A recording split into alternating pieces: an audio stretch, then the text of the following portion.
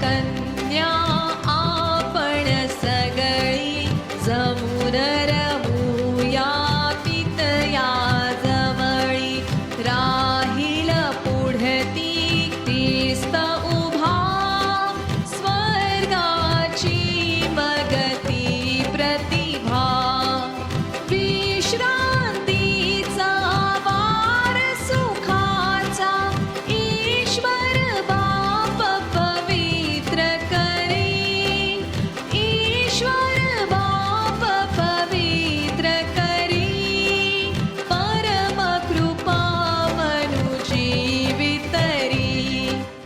प्रभू येशू ख्रिस्ताच्या सर्वश्रेष्ठ नामात आपणांचं अभिवादन. पवित्र शास्त्र बायबलमध्ये 103 स्तोत्राच्या 13व्या वचनात असे लिहिले आहे, जसा बाप आपल्या मुलावर ममता करीतो तसा परमेश्वर आपले भय धरणाऱ्यांवर ममता करीतो. या भूतलावर जन्म घेणाऱ्या प्रत्येकाला असे वाटते की आपण श्रीमंत बापाच्या घरात जन्म घ्यावा, म्हणजे तो बापाच्या विपुल संपत्तीचा वारस होईल. सर्वात श्रीमंत बापाचे मूल बनावे असे आपणासही वाटते का?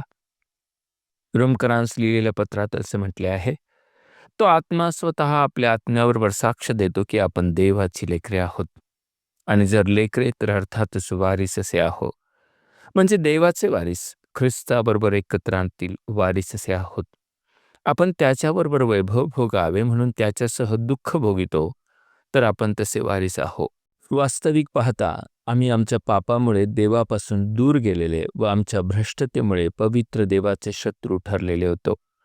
परंतु दयाळू देवाने त्याच्या पुत्राला मानवाच्या उद्धारासाठी अर्पण केले व त्याच्यावर विश्वास ठेवणाऱ्या प्रत्येकाला पापक्षमा देऊन त्याची मुले होण्याचा अधिकार दिला. प्रभू येशू ख्रिस्तावर विश्वास ठेवल्याने आम्ही देवाची मुले व कायद्याने देवाचे वारीस ठरतो.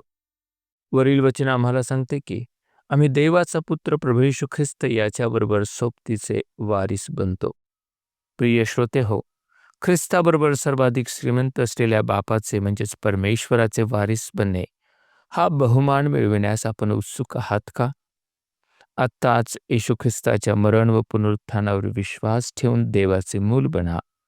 असे करण्यास परमेश्वर आपले सहाय्य करो. धन्यवाद. देवाची